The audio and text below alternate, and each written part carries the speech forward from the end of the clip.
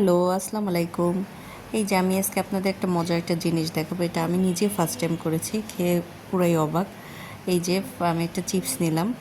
চিপসটাকে নিয়ে ভালো করে গুঁড়ো গুঁড়ো করে তার ভিতরে আমি একটু টমেটো দেব, তারপর পেঁয়াজ কুচি দেব।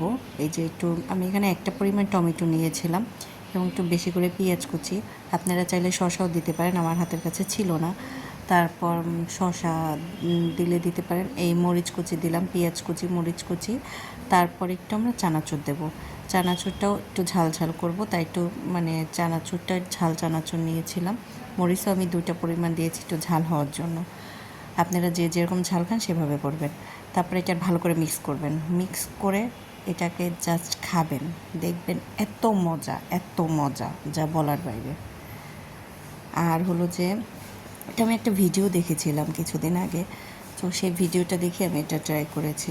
যদি আপনাদের ভালো লাগে অবশ্যই লাইক, শেয়ার, কমেন্ট করবেন।